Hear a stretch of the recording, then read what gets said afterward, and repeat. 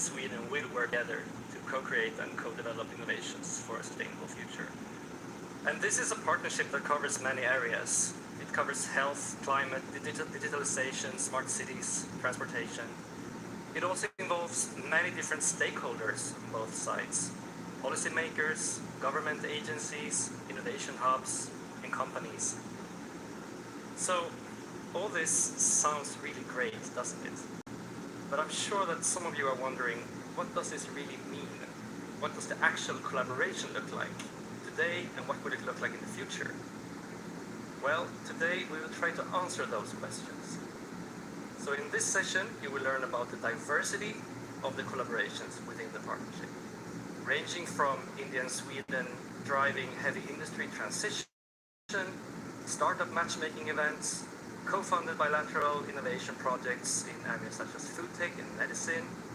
So I'm really excited to introduce today's speakers. And you have some of them to my left, and also, I hope, yes, lovely. We have a few people joining us digitally as well. So happy to have you here. We will listen to Dr. Diteya-Fruits.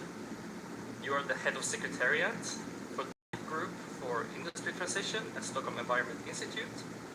We also have Mr. Sasan Shaba. You're the director of international cooperation at INDO-Sweden. And we're very happy to have from the office of the principal scientific advisor to the government of India, Dr. Sapna Poti, who is the Director of Strategic Alliances. And we will also listen to Mr. Erik Månsson.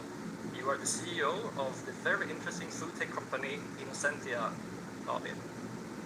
Also very happy to have with us Professor Vrisha Mahuri. Dr. Vrisha is Professor Vrisha, I should say. You are Professor in Medicine at the Christian Medical College in Vellore in India. And finally, I'm also really happy to have my colleague, Dr. Per-Arne Wikström. You are the Science and Innovation Counselor at the Embassy of Sweden in New Delhi. Those are the speakers. And without further ado, very happy to give the word to Dr. Diteya-Fruits. And I'm really curious about Leadership Group for Industry Transition. This is a United Nations initiative, but what is really the importance of India and Sweden being in charge of the lead initiative? And this is an innovation day, so maybe you could comment on the role of innovation in the work that you do. And of course, looking ahead, what do you see for the future in terms of how Swedish and Indian stakeholders can take the lead and really be a positive example in this transition? Please, comments. Thanks, Eric. I'll try to give it a go. Well, indeed, LEAD has been established in 2019 at the UN Climate Action Summit.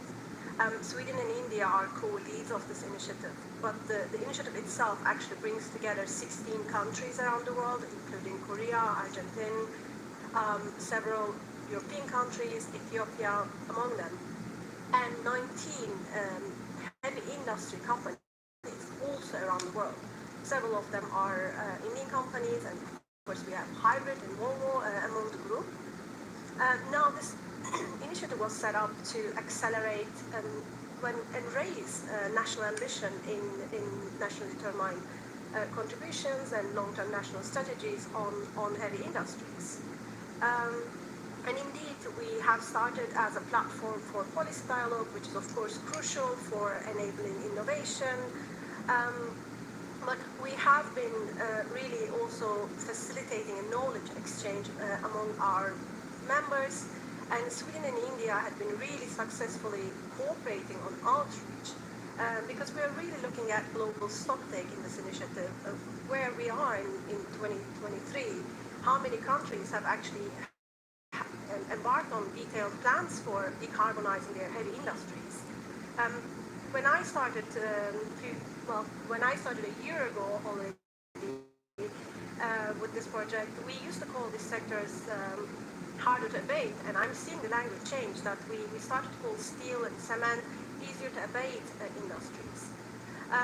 So part of it is of course this great collaboration we are seeing also among the group.